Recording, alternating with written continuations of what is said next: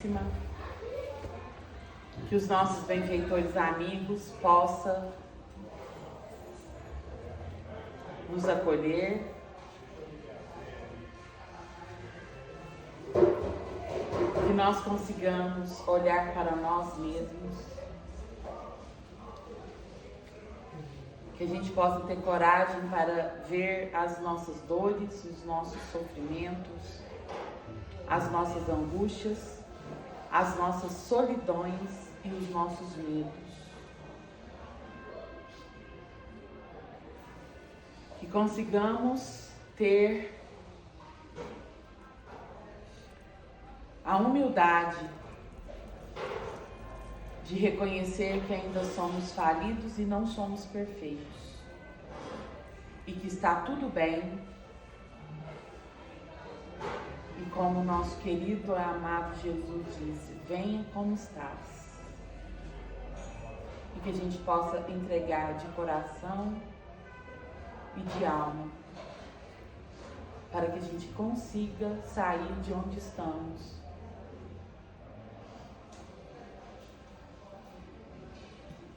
Olhando para o nosso interior com muito carinho e acolhimento. Ave Maria, cheia de graça, o Senhor é convosco, bendita sois vós entre as mulheres, bendito é o fruto do vosso ventre, Jesus. Santa Maria, Mãe de Jesus, rogai por nós os pecadores, agora e na hora de nossa morte, que assim seja.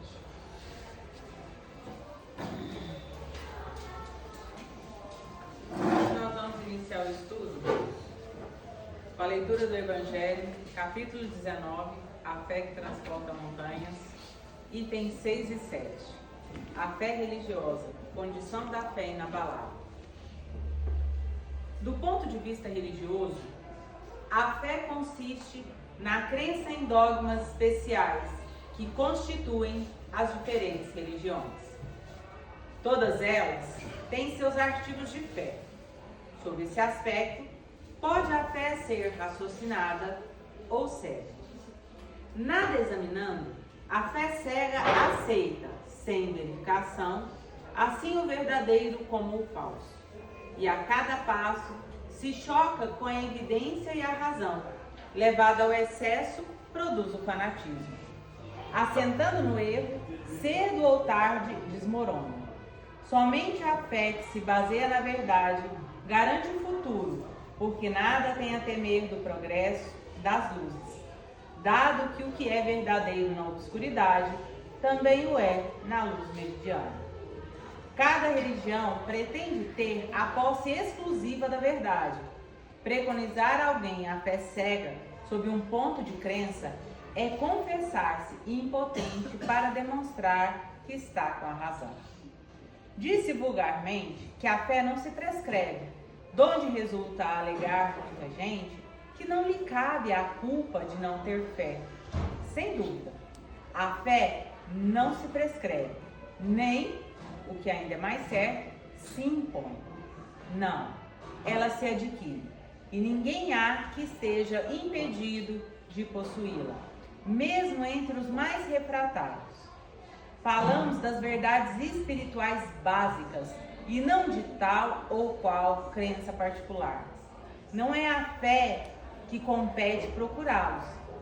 A eles é que cumpre ir ao encontro. E, se a buscarem sinceramente, não deixarão de achá-la. Tende, pois, como certo que os que dizem: nada de melhor desejamos do que crer, mas não o podemos. Apenas de lábios o dizem, e não do íntimo.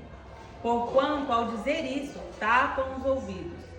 As provas, no entanto, chovem-lhes ao derredor. Por que fogem de observá-las? Da parte de uns, há descaso. Da de outros, temor de serem forçados a mudar de hábitos. Da parte da maioria, há o orgulho, negando-se a reconhecer a existência de uma força superior, porque teria de curvar-se diante dela. Hoje, excepcionalmente, nós vamos ler o texto para vocês antes de fazer as perguntas, para que vocês possam, através de ler o texto, passa para o segundo slide para mim. Amém, né? Para que a gente possa entender e trazer para dentro de si o texto na hora que nós formos responder as nossas perguntas, que faz parte do nosso estudo. Esse texto é do livro Senda para Deus, de autores diversos, o texto Fé Raciocinada. Emmanuel. A tua fé será raciocinada, mas não fria. Guardá-la-ás por luz na inteligência, não para identificar os males que infelicitam a vida, mas também para remediá-los tanto quanto possas. Ouvirá discussões apaixonadas e por vezes estéreis, em nome da dúvida e da experimentação, da filosofia e da ciência, no arrazoado daqueles que continuam perguntando se eles próprios existem, e de outros colherá o estranho argumento de que tua fé nada tem a ver com o burilamento moral. Efetivamente, não despertarás a indignação digna, reconhecendo que o estudo é imperativo de nossa marcha em rumo ao século. No entanto, conservarás no teu íntimo a certeza da própria imortalidade, qual facho inapagável de sol, e conquanto não desconheças que sublimação não é serviço apenas de um dia, honrarás os teus compromissos, guardando lealdade à reta consciência na disciplina da palavra empenhada. Crerás na vida maior, aprimorando a vida menor em que encontras. Amarás a Deus, conchegando-te ao próximo, a fim de repartir com ele os dons de que o Senhor te enriqueceu. Farás da tua fé energia dinâmica a desentranhar-se da oração e da teoria na forma de serviço ao próximo. Aceitarás a mensagem da sobrevivência a falar-te do amanhã, por bendita orientação destinada à vivência de hoje, de modo que as faça melhor através da convivência com teu irmão. À vista disso, a tua confiança na divina providência revelar-se-á consubstanciada no verbo com que esculpes a doutrina do amor e da verdade, na página iluminativa com que elevas o pensamento alheio, no auxílio providencial aos que sofrem, no perdão das ofensas, no esquecimento dos ultrajes, ou no pão que divides com os teus últimos viajantes nas retaguardas da aflição. Ser-te-á ela o arado precioso para rotear a gleba do mundo, onde a vida te aguarda a semente de progresso e renovação, no poder do trabalho e na força do bem. Tua fé raciocinada constituirá, por fim, a lâmpada que Allan Kardec te colocou nas mãos, para que a chama da caridade nela flameje constantemente. Caminharás com ela e por ela atingirás a compreensão real dos ensinamentos do Cristo, aprendendo a servir com Ele, nosso Mestre e Senhor, para que o reino de Deus se levante do coração dos homens, construindo a felicidade dos homens para sempre. Emmanuel.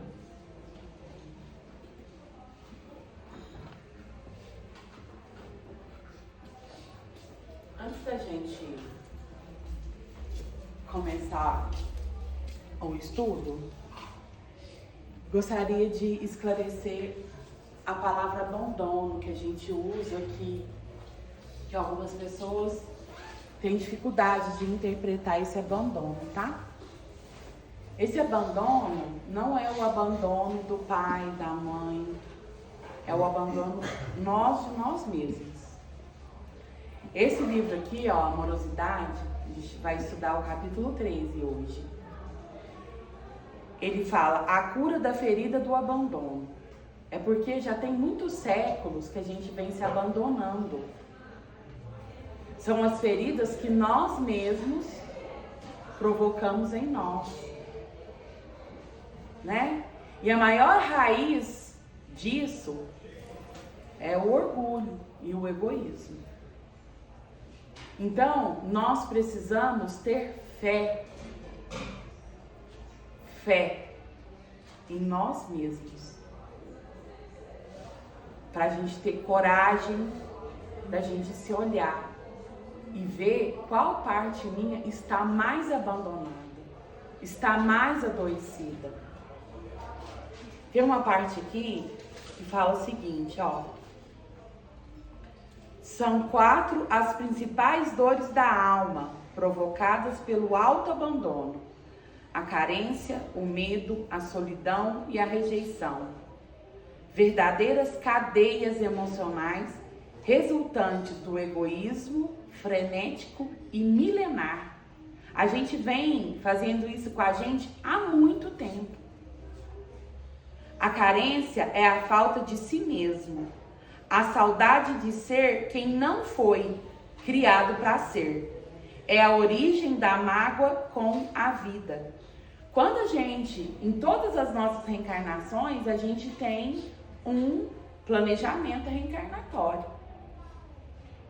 Aí chega aqui, eu não faço aquilo que eu precisava. E eu começo a construir mecanismos em mim mesmo para fugir disso. E as minhas feridas emocionais cada vez vai se aumentando, se alargando. Eu vou para um mundo que não é real. E o que acontece comigo? Eu saio de uma reencarnação adoecida, porque eu adoeço todos os lugares possíveis do meu corpo e do meu perispírito e volto para a pátria. Chega lá, o que eu faço? Eu me comprometo em fazer aquilo que eu precisava. E eu volto e faço a mesma coisa. E assim a gente está se arrastando. Estamos aqui. E aí quando a gente se magoa com a gente mesmo, que é aquela pessoa melindrosa, magoada, não pode falar nada, magoa, pode falar nada, melindra, tem nada a ver com a outra pessoa, tem a ver comigo, que eu não estou resolvendo, não estou fazendo o que eu precisava.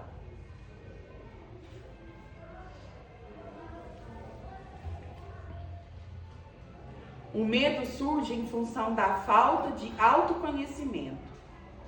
A angústia que brota da necessidade de se descobrir é a origem da ansiedade. A solidão é a desconexão com sua natureza interior. A compulsiva projeção para fora de si é a origem da tristeza. A rejeição é a inaceitação da pessoa ser o que ela se tornou. A distância emocional do amor próprio é a origem da desconfiança tóxica. Eu não me tornei o que eu precisava me tornar. Me torno uma pessoa que eu mesma construí, que não me agrada porque não está nos meus planos, é incoerente, não tem coerência no que precisava ser do que eu sou. Aí vem a destruição. E isso começa muito sutilmente e vai fazendo um strike, vamos dizer assim, em nós emocionalmente. E aí estamos vivendo a consequência de todas essas doenças emocionais e psíquicas que estão aí no planeta. E a gente precisa ter essa coragem de nos olhar para ver o que precisamos realmente nos ver para nos curar. E não é o melhor remédio, não é o melhor terapeuta, não é o melhor dos melhores. É você ser melhor com você mesmo que vai fazer você se curar. O resto é só muletinhas, é só auxílios bem pequenos. Mas na hora que você resolver, eu vou me curar, e que você conectar com os benfeitores, você vai se curar. E pronto. E pronto. Seguindo o nosso Mestre Jesus. Nós temos tudo todos os dias. Nós é que ficamos com medo de nos enfrentar. Porque tem um processo que chama sofrimento. Precisamos passar por este processo. Esse sofrimento dói, faz sofrer, faz a gente ver quem a gente é, traz a gente para a realidade, saber que nós não somos perfeitos. E aí a gente tem que lidar com a nossa inveja que temos de outras pessoas que já estão nesse processo, que já suportam ele. Então é assim, é nós com nós. A cura começa na hora que eu decido a me olhar. Pode falar. Você estava comentando do fato da gente encarnar e desencarnar e a gente não cumpre o nosso, vamos dizer assim, o nosso propósito dentro do nosso planejamento encarnatório, certo? Quando a gente reencarna, a gente tem um grau de esquecimento, né? A gente não lembra disso de forma clara do objetivo que foi programado, né? Como que é uma forma, aqui nessa existência, na hora que a gente reencarna, que a gente está no corpo, da gente se conectar com isso para que a gente possa ter pelo menos uma noção de qual é o nosso caminho, qual que é a forma que a gente pode usar para se nortear com relação ao que está na minha programação reencarnatória. Primeira coisa que nós precisamos é ter atenção conosco mesmo, tá? Nos escutar. Saber quais são as minhas más tendências para me proteger de mim mesmo. Ó, isso aqui eu não vou, porque se eu for, vai dar ruim mesmo. Porque eu faço isso mesmo. Mas se eu for aqui, eu sei, eu tenho essa habilidade. Eu posso usar isso aqui a favor de mim mesmo. E quando eu começo a me escutar e ver quais são os pontos que eu preciso melhorar e as minhas potencialidades, eu vou construir um caminho. E o que vai acontecer? Coisas vão ser reverberar. O que eu vou fazer vai dar certo, o que eu vou fazer não vai dar certo, e eu vou poder usar a minha inteligência, que é a minha maior dádiva, né? Falar, não, eu estou no caminho.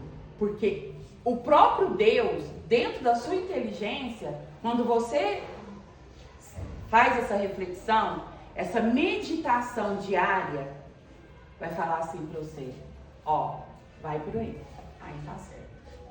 Todos nós temos intuição, que faz parte desse chakra aqui, ó, o frontal, que nós vamos falar daqui a pouquinho. Nós precisamos usar isso a favor da gente. E aí tem coisas que não vai dar certo. Não vai dar certo. Só que por orgulho, por vaidade, eu faço o quê? Eu insisto. E eu não quero aceitar que não dá certo. Então, pra gente se conectar, a gente precisa se conectar com a gente mesmo e procurar o Cristo. Sem esses mecanismos, a gente não consegue.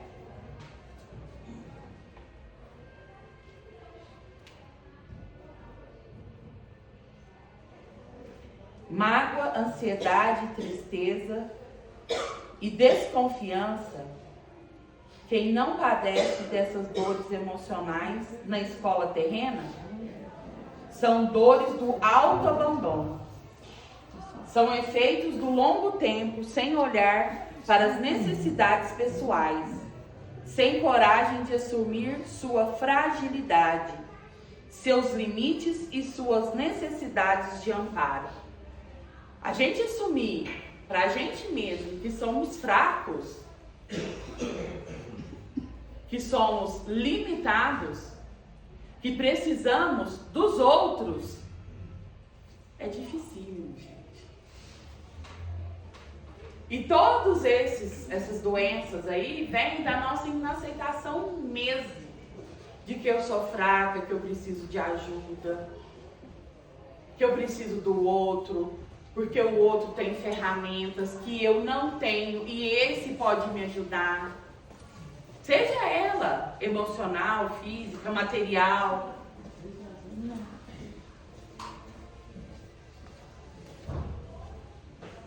Então, o que eu queria esclarecer é isso. É o abandono que a gente usa aqui. É o autoabandono, tá bom? Então nós vamos relembrar um pouquinho ali o texto, né, que nós lemos. E vamos trazer para os nossos corações as seguintes perguntas. O que significa para mim ter fé raciocinada e não apenas uma fé baseada em hábitos ou tradições? Mais alto um pouquinho, Márcia? Então vamos lá. Essa especialmente para minha querida Márcia no final da fila. Bota potência na voz.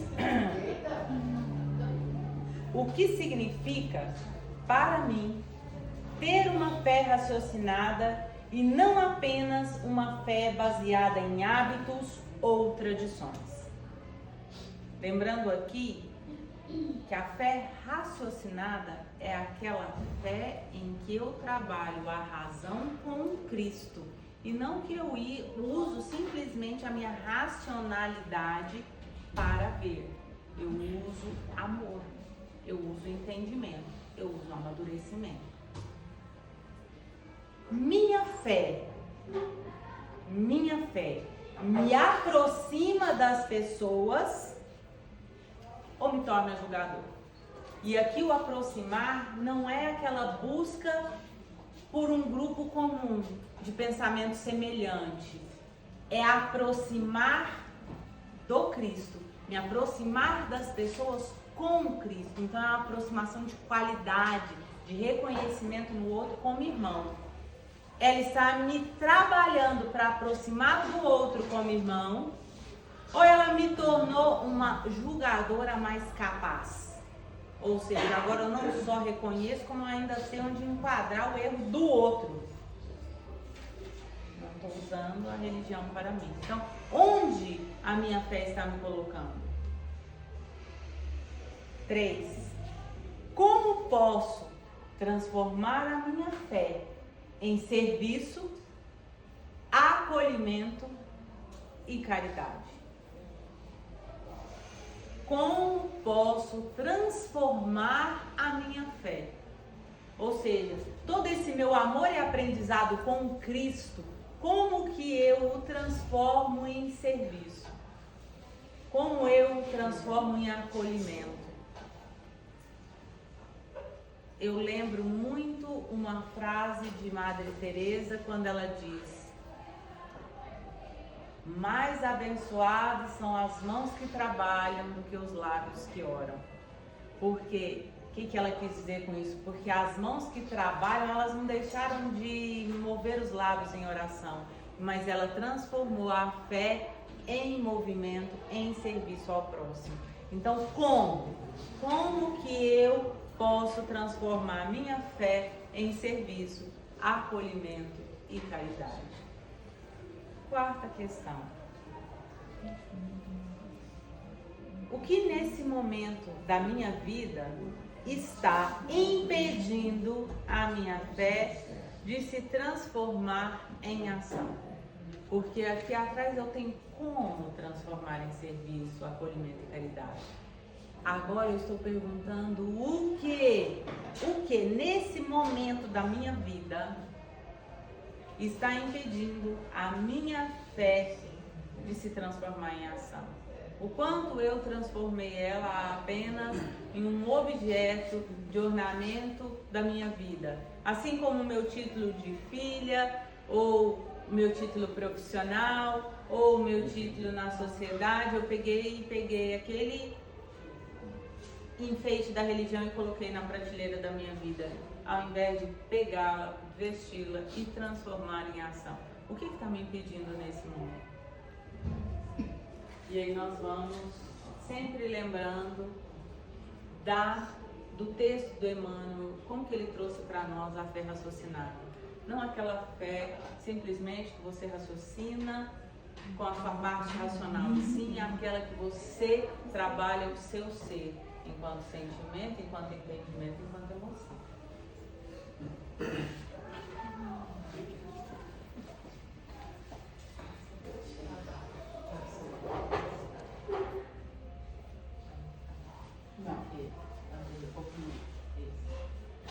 Gente, eu quis trazer esse aí para ver o local que é os chakras, tá? Eu já falei isso, só que assim, pra gente ter noção lá, onde que é o chakra basal? O chakra basal, ele fica entre o nosso aparelho ginecológico, né? Tanto do aparelho reprodutor, e entre o ânus ali. É aquele caminho. Lá que é o basal, é o chakra basal. O sacral é aqui, ó, é abaixo do umbigo, é no ventre, tipo no ventre. O plexo é acima do umbigo, ele fica aqui assim, ó. Porque aqui em cima, antes do cardíaco, tem o timo, que é uma glândula, que fica aqui, ó. Aí, aqui, bem no meio do peito, tem o cardíaco. Depois tem o laríngeo, que ele fica bem aqui, ó. Aqui nesse buraquinho da garganta, tipo do gogozinho. O frontal. Tem pessoas que não é bem aqui. Tem pessoas que é um pouquinho pra cá, um pouquinho pra lá. E aí dá um pouco de tonteira, tá? E o coronário, que é a nossa muleira, bem aqui, ó. Tá vendo? É bem aqui. Esse aí eu trouxe pra gente ver onde localiza mesmo. Que tem muitas pessoas que têm dores nesses lugares e não entende muito bem por quê, né? Desconforto, igual um que é muito, é o cardíaco, né? Sensação de vazio, de buraco, o coração acelerado, né? Então ele é um lugar de sufoco, assim, ou senão que parece que tá sem ar. E aí a gente vai falar de alguns hoje. Pode passar. Esse aqui é em decorrência de milenar autoabandono. Existem chakras que são mais afetados e apresentam desarmonias observáveis, com maior acuidade, nas seguintes expressões. O laríngeo é um dos mais afetados. O laríngeo de que padece rejeição, fica opaco e tomado por energias que sufocam e apertam os pulmões. Essa explicação está no livro Amorosidade, capítulo 13, tá, gente? Quem quiser dar uma olhada depois. A comunicação e expressão de verdade, escuta e autenticidade. Isso é uma coisa que fortalece o laríngeo, que me permite trazer energias positivas para mim. Como se manifesta a desarmonia? dificuldade em expressar o que sente, sensação de aperto na garganta ou no peito, pulmões sobrecarregados e respiração limitada, medo de rejeição, insegurança ao falar, silêncio forçado e emoções reprimidas. Esse silêncio forçado, eu vou explicar para vocês como que ele funciona. Eu vivi ele na minha infância. Quando a gente queria chorar e pôr todas as dores para fora, a mãe e o pai da gente vira e fala assim: engole o choro. Engole o choro. Olha lá, virou doença. Precisamos saber o que a gente faz, hein? Causas energéticas. A rejeição vivida ou temida gera um bloqueio no chakra laríngeo, que se torna opaco e permite que as energias densas sufocam a voz da alma e comprimem os pulmões. Quando a gente tem muita necessidade de falar alguma coisa que a gente se cala, a gente fica rouco. A gente dá dor de garganta. Tá? E a gente não presta atenção nisso. Tem gente que fica tão rouco que as outras palavras não conseguem. Precisamos entender e nos respeitar nestes lugares. Eu preciso falar. Eu preciso me expressar. Na verdade, o seu corpo está te falando isso. Eu não posso falar isso para o meu marido. Eu não posso falar isso para minha irmã. Eu não posso falar isso para minha mãe. Eu escrevo. Eu gravo áudio e mando para minha melhor amiga. É uma forma de você se expressar. Nós precisamos entender esses mecanismos do nosso corpo que a gente não se respeita.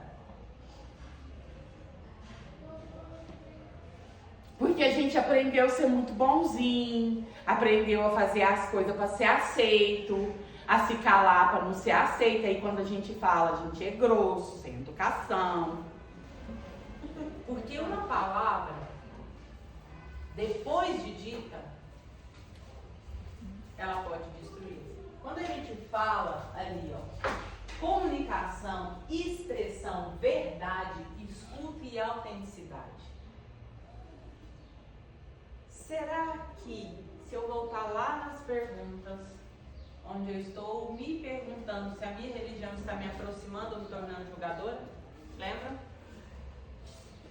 Se eu fizer a cada discurso meu a verificação se eu estou me aproximando do outro com Cristo ou estou apenas adquirindo conhecimento para julgar o outro com maior propriedade, a minha comunicação, a minha expressão, a minha verdade vai me trazer um pouco de ponderância, um pouco mais de consideração. Eu concordo com a Viviane plenamente que muitas vezes nós somos caladas, suprimidas, seja por medicação, por educação, seja por situações sociais que nos impedem de muitas vezes falar a nossa verdade e nos adoece.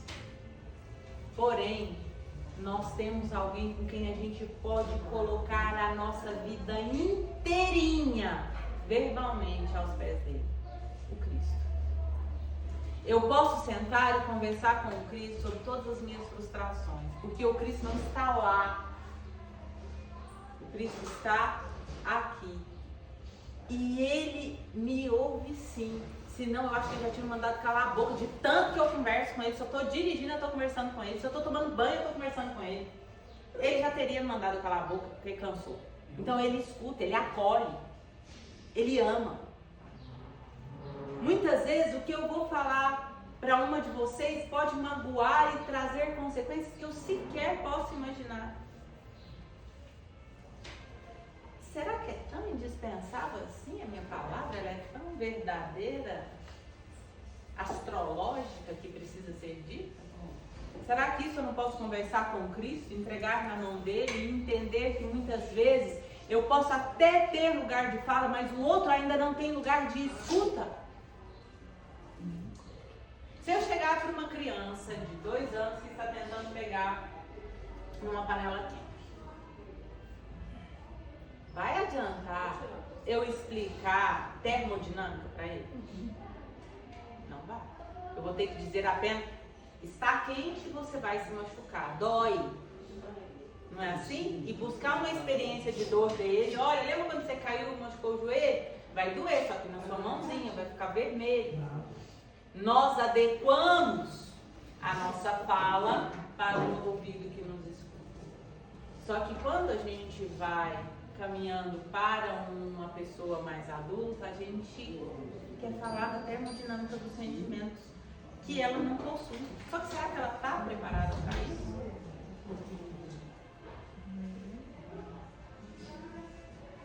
Então, eu penso que a comunicação, a expressão, a verdade, ela é com amor. Não só pelo outro, mas por nós. Quantas palavras podem nos colocar em situações extremamente complexas? Porque nem sempre o que eu digo é escutado pelo outro da forma que eu digo. E eu posso ser mal interpretado.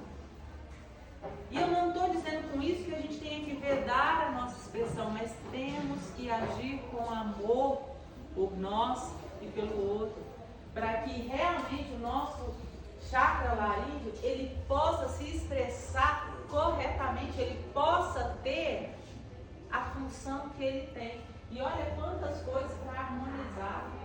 Expresse seus sentimentos com verdade e amor.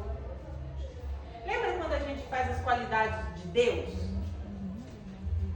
Deus é soberanamente justo e bom. Por quê? Porque nele não há justiça sem bondade, não há bondade sem justiça. Para que não haja o quê? Preferências. Para que não haja a verdade crua em termos de emoção. Então ali, essa é uma forma de harmonizar. Fale, sim. Fale a sua verdade, sim. Com amor. Cante, faça sons, mantras e ore com o coração. Eu não sei como vocês oram, mas gente, para mim Jesus ele é tão amigo, ele é tão amigo, ele é tão amigo que eu converso com ele. Eu converso com um amigo mesmo. Senhor, hoje está assim, nossa, meu amigo, hoje eu estou precisando do teu colo. E eu, sinceramente, eu consigo me imaginar, tem até uma imagem que é uma pessoa deitada sobre o colo do Cristo e ele com a mão sobre ela. Eu imagino que eu sou aquela pessoa. E eu me entrego para ele. Quantas vezes eu deitei e fiz a mão assim na minha cabeça, como se tivesse alguém mexendo no meu cabelo, para que fosse ele, para que eu pudesse entregar para ele a minha verdade, porque ela não podia ser de conhecimento do mundo. Às vezes eu me abraço, eu aprendi a fazer isso, me abraçar. Então, nos acolhermos também é acolhimento. Lembra a pergunta? Será que eu estou transformando a minha fé em serviço? Acolhimento, caridade. Transforme em acolhimento para si. Então, quando a gente tem ali, cante, faça sons, manda, ore com o coração. Orar com o coração é trazer o que você tiver de melhor, de mais intenso para o Cristo apreciar. E às vezes o que a gente tem de mais intenso naquele momento é dor. Como a Betânia disse, para que a gente possa atingir determinados patamares de consciência, é necessário que venha um sofrimento. A dor que nos faz crescer, é estar diante daquilo que nos amedronta, é nos mostrar frágil diante das nossas próprias situações pessoais. Porque alguém perguntou qual era o limite entre se doar, se preservar, cuidar do outro ou cuidar de si mesmo. E a Betânia falou, cada um vai ter um limite. E é engraçado que quando esse limite é físico, a gente vê com facilidade. Se eu quebrei a perna, é possível eu ajudar alguém a treinar para uma maratona? Eu tô com a perna quebrada, eu tô com um gesso, como que eu vou treinar, né? Ir lá correr junto com a pessoa? Não tem como. Então as limitações físicas a gente vê. Mas e as nossas emocionais? Aí, quando a gente faz muito, muito além do que a gente está preparado emocionalmente, vem as doenças psicossomáticas, que foi o que a Betânia disse. São aquelas ites que nos tomam a todo momento, são todos os nossos padecimentos, todas as nossas dificuldades, né? Em ver. E colocar aqui, né? Quando você libera sua voz, liberta sua alma. E seus pulmões, falar é um ato de coragem e de cura. Betânia, quer passar para o próximo? Posso fazer uma pergunta que Jesus me perdoa? Em O Céu Te Escuta de hoje, que é o livro das orações, nós temos orando por caminho. Senhor Jesus, muitas vezes, na jornada que empreendemos, por falta de melhor orientação em nós mesmos, nos sentimos sem rumo, ignorando com exatidão que caminho tomar. Temos a impressão de que quase todas as portas se nos cerraram à esperança e, momentaneamente desorientados, não sabemos como prosseguir sem o perigo de que enveredaremos por esse ou aquele atalho que nos conduzirá à maior situação de sofrimento. Quando assim nos percebermos, divino amigo, através dos devotados mensageiros do bem, que não nos falte a tua inspiração de sempre, para que os nossos passos continuem procurando pelos teus na direção correta que nos aponta. Mesmo que o único caminho plausível a ser percorrido seja aquele que nos pareça o mais estreito, não nos deixe optar pela larga estrada que nos convida a percorrê-la, usufruindo das facilidades com que nos acena. Facilidades que, com certeza, haverão de nos induzir a grandes e inevitáveis decepções. O melhor caminho nem sempre é aquele que, aos nossos olhos, se revela atapetado de flores, de vez que, quando na terra, tu mesmo escolheste seguir pelas sendas pedregosas que culminaram por te conduzir à glorificação do Calvário. Ensina-nos que a direção mais justa, custe-nos o que custar, é aquela que nos leva ao reto cumprimento do dever, sem nos afastar das lutas que concorrem para nosso aperfeiçoamento espiritual. E que, sendo assim, na verdade, ninguém se encontra perdido nas encruzilhadas da vida, senão quando, de maneira voluntária, não deseja enxergar o norte, que haverá de guiá-lo com segurança ao encontro contigo. Vamos levantar todo mundo, dar as mãos.